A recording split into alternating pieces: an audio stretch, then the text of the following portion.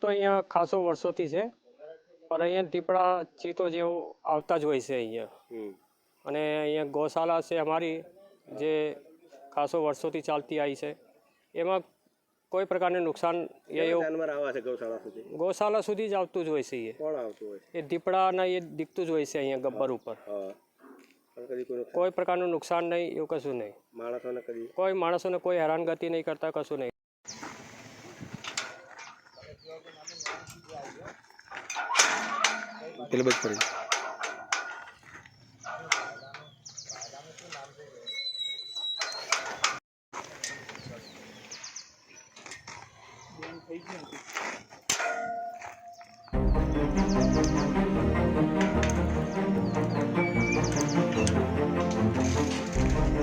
તારીખ 6/8/2023 રવિવારના રોજ અહીંયા દીપડો જોવા મળ્યો છે.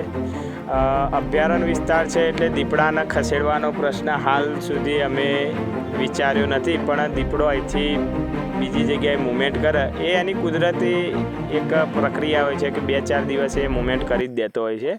તો અમે એના કઈ બાજુ મૂવમેન્ટ કરે એના માટે ટ્રેપ કેમેરા વસ્તુ કે ગિરનાર આપણી પરિક્રમા ચાલે છે, વર્ષોથી ચાલે છે, અને ત્યાં 200 જેવા સિંહ અને 50 જેવા દીપડા એ વિસ્તારમાં હોય તો બી લોકો પરિક્રમા કરે છે.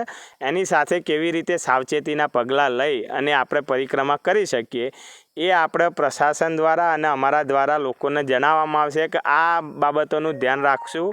વન્ય પ્રાણી સાથે આપણે કેવી રીતે એના વિસ્તારમાં જઈએ તો આપણે એના રીતે જીવવું પડશે. મેં આપને જણાવ્યું કે ગિરનારમાં રોજિંદી લોકો પરિક્રમા કરે, ગિરનાર ચડે છે, અને આખા ગિરનાર પર્વતમાં ઘણા બધા વન્ય પ્રાણીઓ ફરે છે, અને છતાંય લોકો પરિક્રમા કરે છે અને ગિરનાર ચડે છે. તો આપણે પણ સાવચેતીના ભાગરૂપે 5થી 10 લોકોએ સાથે રહેવું, ઢોલ નગાડા નારા સાથે, માતાજીનો જય જયકાર સાથે, અને માતાજીનું વાહન છે વાઘ અને એનો જ એક અંશ છે દીપડો.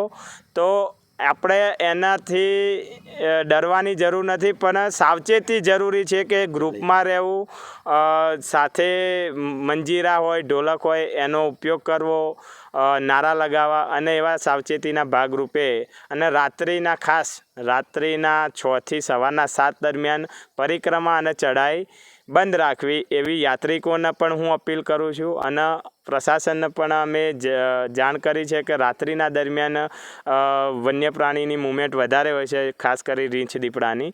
તો એ સમયે એમનો દર્શનનો સમય બંધ રાખે. એમાં જો ભવિષ્યમાં 10 ફૂટની ફેન્સિંગ, ગબ્બરની જે પગથિયા ચડાઈ છે એની બંને બાજુ 10 ફૂટની ચેલિંગ ફેન્સિંગ થાય, અને પરિક્રમા પથની બંને બાજુ 10 ફૂટની ચેલિંગ ફેન્સિંગ થાય, તો એકદમ વન્ય પ્રાણી કોઈ ઉપર હુમલો નહીં કરે, અને આપણે વન્ય પ્રાણી પણ રહેશે અને આપણા દર્શનનું